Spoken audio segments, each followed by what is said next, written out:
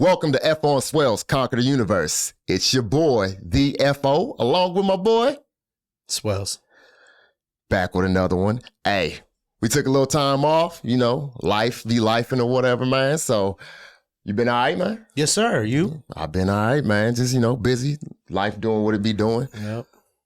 So today, we gonna talk about some of our top lyrics. I was trying to think about how I wanted to reference it. Mm-hmm. I was going to say top two or whatever, but they two of my top, and not necessarily songs, but top lyrics, verses, not lyrics, but top verses. So it's even just a verse from a song, not even a whole song for me necessarily. Yep. So without further ado, do you want to go with yours, man? Well, I know my first one, the one I've been after I heard. And I know not a lot of people have heard it, you know what I'm saying? But it's my favorite. It's actually, I'm going to go ahead and. Yeah, because we're going to use our phone so we can reference it. The song is called Shadowboxing on the GZA's album. Okay. And it's featuring Method Man. And it's his first verse in that song. Okay. I mean, he starts it off with, I breaks it down to the bone gristle. Ill speaking, scud missile, heat seeking. And I mean, after I heard that, I was like, where are we going with this? Who are we killing? Right. Where he said scud heats, bruh. Scud missile. Yes. Yo, we is going for the jugular. And I mean, when I first heard it in the whole verse, he murders the whole verse. And I mean, the song is, obviously I've heard the song 100 million times, but his first verse is what, when you was like, hey, what is like some of your favorite or top two? I mean, that was, to me, bar none, Method just. Let's hear some bars of it, man. Oh, okay, yeah. This is for the people, just in case they might want to become a Method Man fan. I know he got a lot of female fans now, they probably don't know one word. They probably know just the song he got with the movies he playing. Right, they just know the song that him and Mary J got together. Oh, that was a good song. Yeah. But I mean, I would never. That's not what. That's man. Not when I think of Meth, I would never. I mean, not to discredit him or Mary or anything like that, because he did it. He's proud of it. I get it. But the Meth I know.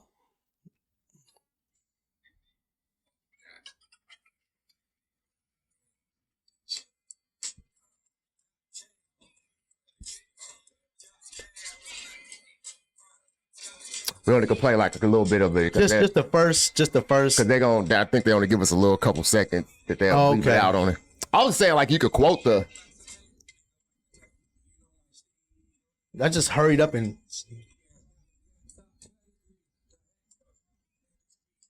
This is my favorite part. I don't know if the mic could hear that or not. Okay, well it don't matter. But it's cool. Bruh. But. Meth. That was my.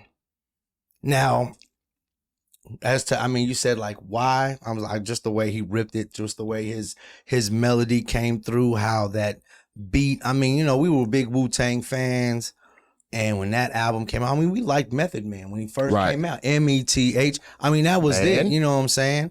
And I came to bring he got a bunch of bangers, but when he came with that verse right there, that had me where I was over the top, like, yo, this nigga is lyrically just ridiculous. So, right. Do you have one?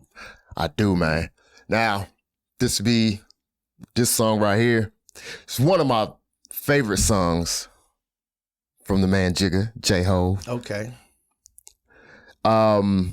It is verse off of It's Hot. Oh, I already know. Because I'm with you. I'm with you. I love the song itself. Now, one of the reasons, because this right here, like, I wouldn't even say it's one of Jay-Z's like most lyrical like type things. It's something about the way like Timbaland makes the beat. And like, I don't know what you would call it in the industry, but I call it more like a naked beat, because it's like, it's not like many instruments. It's just the and it's just Jay-Z spitting. And he just has a fun time. To me, it was such like I'm going to just do whatever I want to do. Right, so like, just when he comes in, show closer J to the A-Y, Hova. Place shut it down. Who the fuck I fuck around? Gang spitter, rain sitter, Bentley driver nigga.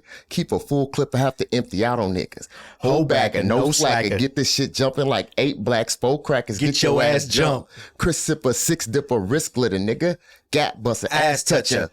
Click, nigga. So against your ass is dense. I'm about $1. What the fuck is 50 cents? So like he said that right there. Shit. And that's the part I remember when that. I'm about $1. What the fuck is 50 cents? Bruh. Man. He, you know what? Just a little side. When 50 heard that, and he put it in his, cause he put it in his concert. Like 50 came out there and he had that hook going over. Obviously, it touched you, bro. Yes. Because there is no way I would play another nigga dissing me in the back and then just be like, I know you were gay. I get it. I get it. 50, right. You was trying to be like that, but it touched, because he said, I'm about $1. What the fuck is 50 cents? And this is, you people can be like, well, you throwing shade on 50. No, I love, like, he has some of the dopest, his first album will always be his best album, in my opinion. Oh, that's a classic. I mean, that's a 5 mic. When they say, remember when the Source had 5 mics? Right. To me, that was a 5 mic album. Absolutely. But yeah, go ahead with the J and I'm a man. But it was with that, because I like the second verse too, but that first verse right there set the tone. And you know, if that song would have came out today, he could have ended like that, because you know songs usually like 2.5 minutes long now. That right there was the song. The second verse, he did say some stuff that was what are you, astronomically incorrect, when he said 38 revolve like the sun around the earth. You know, that's not the way it actually happens. Nope.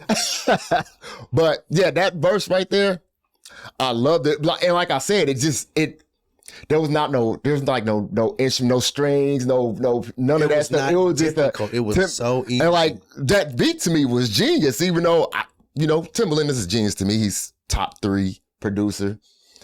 I'm only saying top 3 because I'm trying to leave room for 2 other people.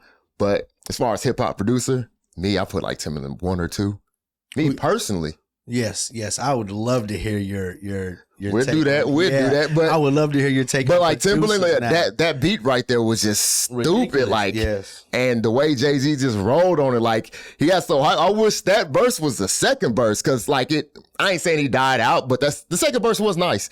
But the song to me is still dope. Like it's like one of my favorite Jay-Z songs. Yeah, so I mean, I love that song. So, but that verse was dope, and that's one of my 2 top verses. Now you know what? I can't even lie to you. Like when it comes to my second, do you remember the song Biggie? Or I guess, yeah, Biggie had with R. Kelly in the background. It's unbelievable. Yeah. Biggie Smalls is the illest. Right. Man,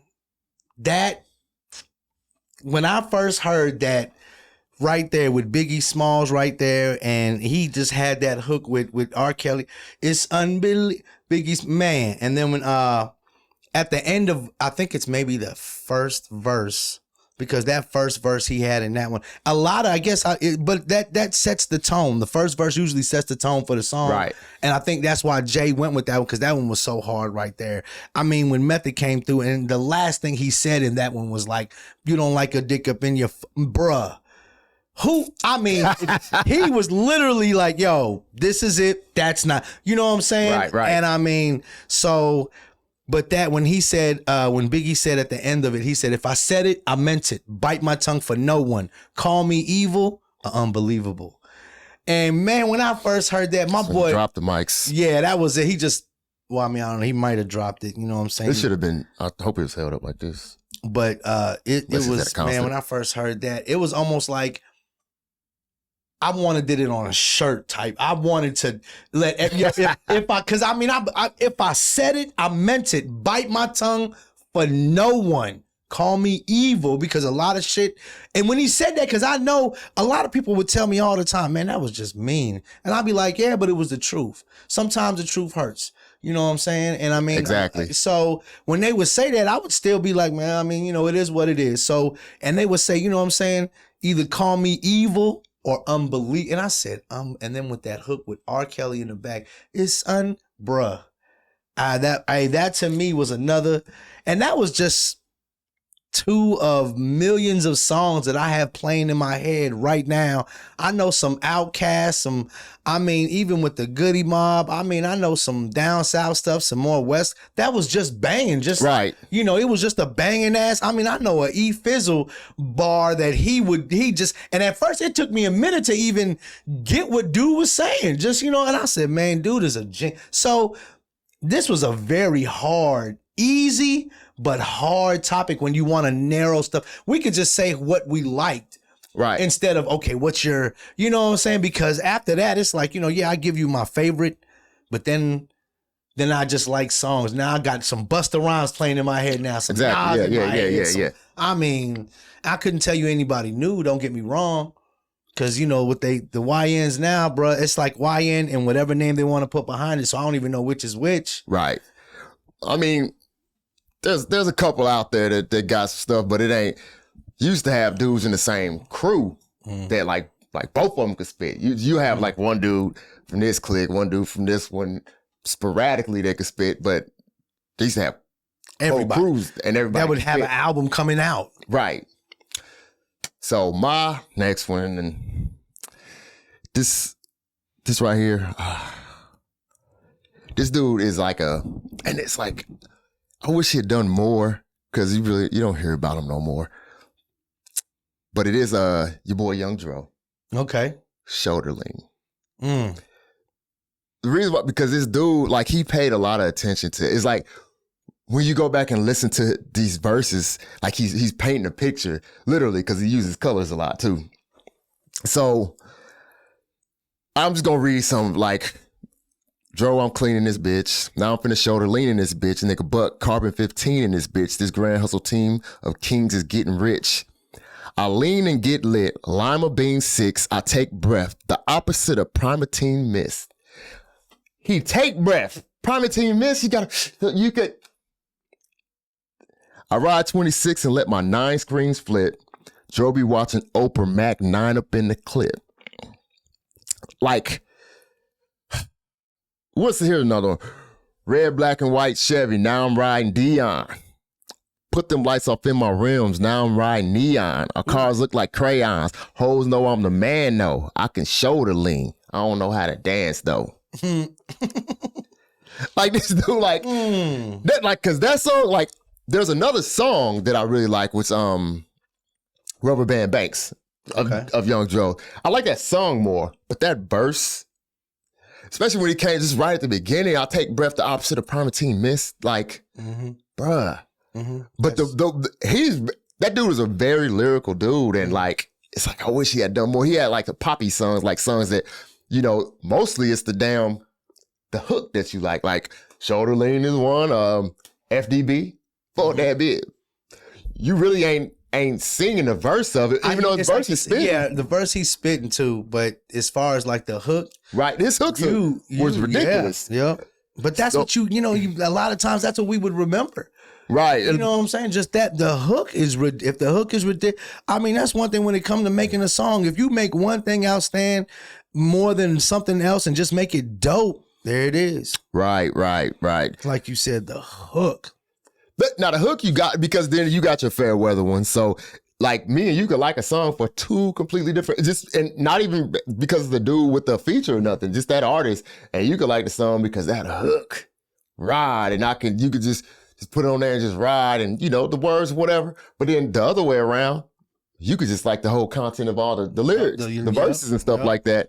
And, so you got any honorable mentions? I have an honorable mention. Yes, go ahead. And this is honorable mention only because, I love the lyrics too, but this song is because it's very quote. It's not quoted, but like you be in the club. This is one of those songs that everybody sings in unison. Can you think of a song like that? Everybody sings this. I ain't trying to put you on the spot, but 400 Degrees. Oh, okay. Juvie. It's mine because I think it's mostly because of how iconic it is as a song. Like, outside the back Bruh, of that it's an stuff, and, it's an iconic song, especially down here, bruh. You play that. Well, it just depends on certain. You get a certain. You put it around a certain age group of dudes now. Like when we was younger, when it first. Come on, you couldn't tell us nothing about the Out Boys. And then like just the different verses had like different feel to it, cause like, you see me, I eat, sleep, shit, and talk rap. You know what I'm saying? That come in smooth, but then the second verse, he gets hype. Goes the first thing, and then you looking around to make sure nobody about to hit you with that second verse. Bitch, what? Like, so that right there was, but like that, I remember like literally, we've been in a club, everybody's just, every single word. Like, I can't even think of another song that people like literally just bar for bar. Well, I remember being in what we used to call the Bottom, and we would go, it was called Club Salise, but we called it the Bottom. And they would play certain Dirty South songs, some UGK, you know, and I mean, Diamonds Up Against That Wood, they would play that. I mean, they would play Hustler, Baller, Gangster, Cat Killer. Oh, I mean, Who I Be? Your Neighborhood. I mean, when P came on, when you say the whole club, they would sing that whole. And that was one of the times. So I get 400 Degrees, but I mean, I guess like right before 400 Degrees was Master P and No Limit. Right. And you talk about the entire club. Hustler, Gangster, bro, and he played that shit. Yes, it was a rap. And I mean, that's when you talk about, yo, is somebody, because them niggas in the box, bro, at every club, it didn't matter. We went to the Sweatbox, to the Dirty Rug, and these aren't the name of the club. These are the nicknames of the clubs that we went to. That's crazy. And, that club could be named anything, and then you still make a name off of it. We still give it a different name, because, yo, it was a sweat box for a fucking reason. You would go in there and we like, yo, this nigga, he got the air cut off, so we gotta buy drinks just to cool off. Right. We act like niggas don't know, you know what I'm saying? But and it was one called, I just remember we called it the Dirty Rug. It was something carpet, but don't eat off the floor. Yeah, so it don't matter. But anyways, yeah, I mean, you would go in there and you would play certain P or UGK, bro, UGK. And see, I grew up up north, and yeah, definitely. Oh, we still had a lot of that. I'm just talking about just in the club, right. But that when everybody was literally word for word, right. You know what I'm saying? Yeah, I remember those songs. And you said 400 Degrees. I remember that, but I still remember when it came to man.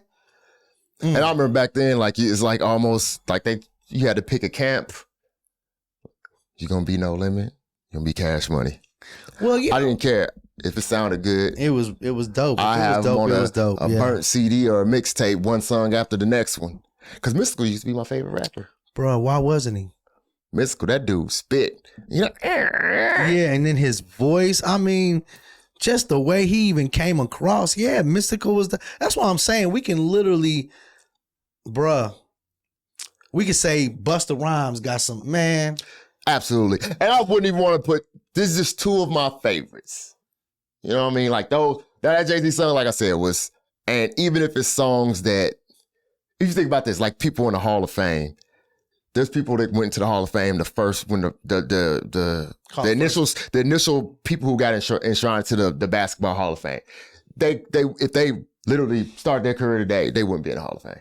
So that's how I think it's song. Even if it's, I love this verse and it's the nostalgia of it, and the fact that I love that verse because of the wordplay, the way that the beat was and everything. Now I've heard songs now since that definitely, if that song came out now, I would appreciate it, and it probably wouldn't be, but it got so much connected to it now that I love it. Now there are some songs that are just lyrically just genius, and across the span of all of hip hop, they bangers. Some like it how it is. I still play it every once in a while. It's a favorite song, but I guess it's just because I still a Jay-Z fan, and I do love the way that, you know, it makes me feel when I think of it. Like, I remember getting like the 50 Cent part, like how I just got so hyped. Like, I like 50 Cent. I love 50. Yeah. But On that, just that, for a split second, I hate that nigga. Because you have to. Right at the very end when he said, because right when he. $1, then you switch on to 850. What the fuck? It's 50 cents. And then he's like, we cool again. And then we cool, right. Right then and there, we back. But right there. But that's just like with Ether. Right. To sit there and bruh. And see, what made that funny was everybody knew I was a Jay fan. Mm-hmm. So when Ether dropped, they was looking at me like I was Jay-Z. And I'm thinking, bro, I just like the man. Okay. You can't win every single one. Did he get murdered on that song? Yes, he ethered him on that song. Did Jay come with some shit? Yes, I think it was dope. When he came through with Super Ugly. Super Ugly was funny as fuck. Right. That had me laughing more than, and Ether was like serious. Right. And I was like, oh man. That was, and I get what, and after that battle, you remember the battle, because they was asking Jay, and Jay was like, we was having fun with this shit, Mike. That's part of the roots of it too. And then they was like, well, you should have came more serious, like Nas did. And then when he came through with his serious on the Blueprint 3, or just the Blueprint. It was just the Blueprint. Well, I don't know why I went all the way to 3. But I think when he had that song with, I forgot who he had playing in the background. Oh, I remember the song in my head. I mean, I could pull it up too, but so it's Takeover, Ether, and then Super Ugly, and then something else. I thought it was Super Ugly first, and then Ether. No, it was a Takeover first. No, I thought it was Super Ugly first. Yeah, Super Ugly, because that wasn't on anything. Yeah, that was just a.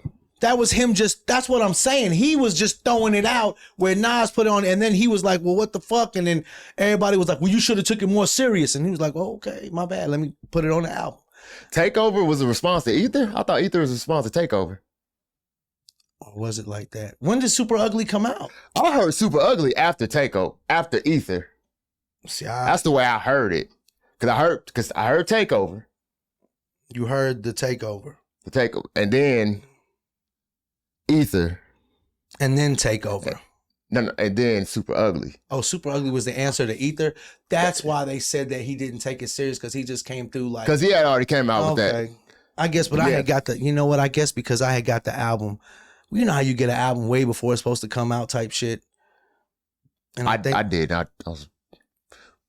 to wait on my friend to get his album. So Super Ugly was the answer. Either way it go. I mean, I still like Jay more than I like Nas, but it's not like I don't like. That's what I don't understand. When you say something to people, if you give them, like, on some of these podcasts, they'll be like, so-and-so or so-and-so. And you giving me, you know what I'm saying? Like, okay, well, who do I have to like? And it's not a knock on the show. It's not a knock at all. And, it's just a great discussion to have. But to me, the discussion will never, we would talk about this. We could stop now and pick it up and talk about, because we ain't even talked about producers yet. We're still talking about just lyrics in a song. We're not even talking about song. Like, I still know lyrics on the Fugees that I thought was when Lauryn Hill, you know what I'm saying? And she came through and she was talking about, and I add a motherfucker so you ignorant niggas hear me.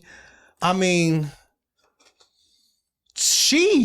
bro, have you heard the Fugees, the score? Absolutely. That was, if not a 5, when we say 5 mic app, that's a 5 mic app. Absolutely. You know what I'm saying? I mean, just the way Wyclef, and a lot of people don't even remember them. Like, who don't remember? I mean, as far as like the new kids, okay, I wouldn't say remember. Right. They don't know the music like I would know it. Okay. Like when I first heard Killing Me Softly, I was hooked like dope right there. Got you. You know what I'm saying? At the time, it was like, what? I didn't know. Because you know what? I had a discussion. Some people think that because Killing Me Softly is not on The Miseducation of Lauryn Hill. No, it's not on the score. That's a Fugees album, the score. Yes. And then that's a remake at that. It is, yes. And she did such a great job. When she went into that riff at the end. Bruh. No, we're not elbowing. She killed that. I mean, The Miseducation of Lauryn Hill was a great album. It was. That's one of them things you just. And that was such a. You knock it out the park, and then you just can't. You can't follow that up. Like even 50, like you said, with the Massacre came after. The Massacre. That's a good album. Good album. Good. Yeah. Would I Get Rich or Die Trying? No, it's not even touching Get Rich or Die. You can't. Like You're that. not. That man said, "I'm not gonna only have a diss song. I'm going to have a whole album and I'm going to diss this nigga on the entire, and not say his name not one time." And everybody knew. Exactly. when he said every single song, I was like, he talking to John in this song. Like, oh shit, he talking to John. Every song, I was like, he murdered John in this song. He killed this man's career with an album. Jeffrey Eck. Oh my gosh. Yes, he used his government. Jeffrey. He did use his government. He didn't say his. You know what, man? I really like that album too. Oh, man. And I try to listen to it again, that Veni Vidi Vici. Did you? It don't.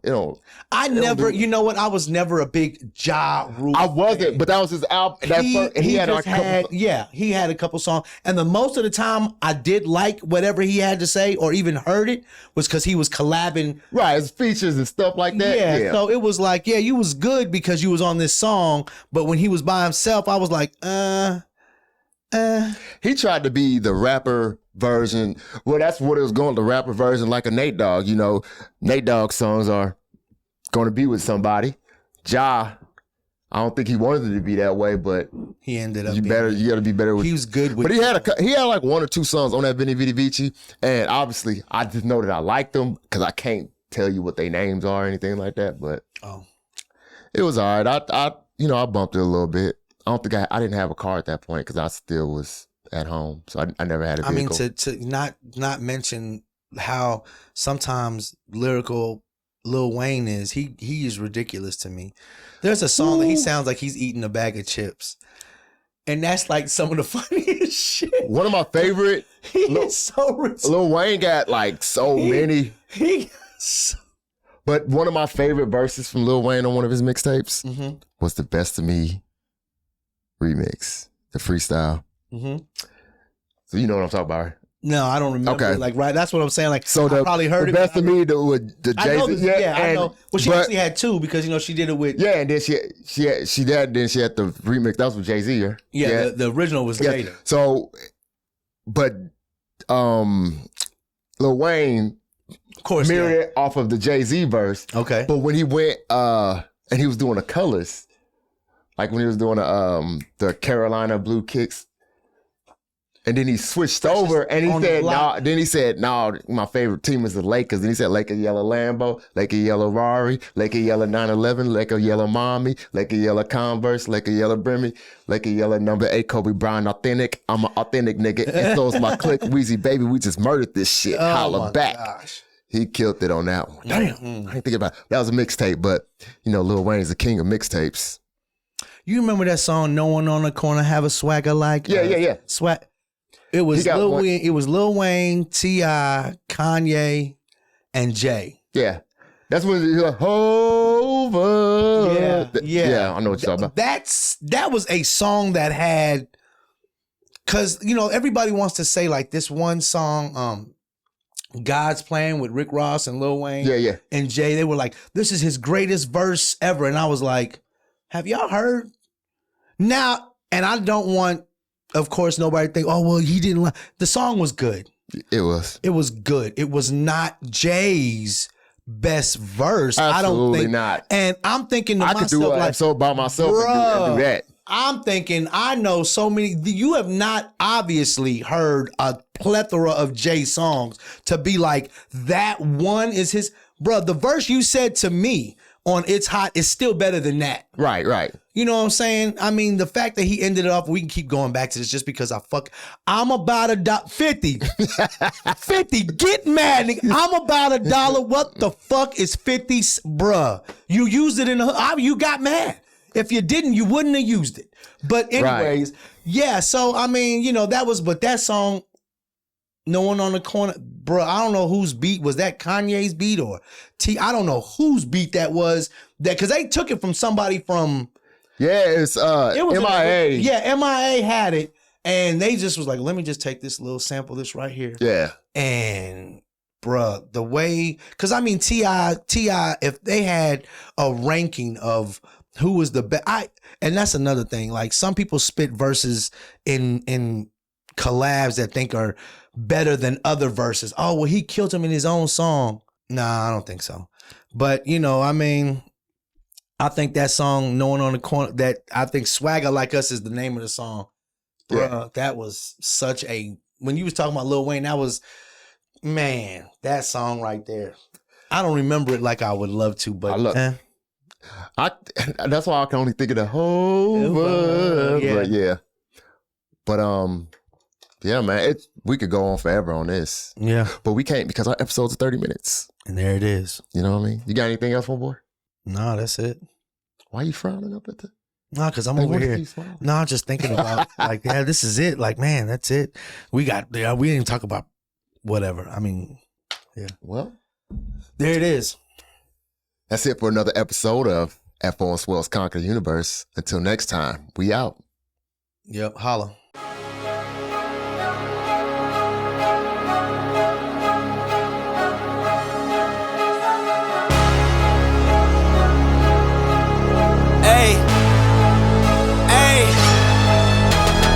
I gotta cut to the chase. Yeah. Everyone give me some space.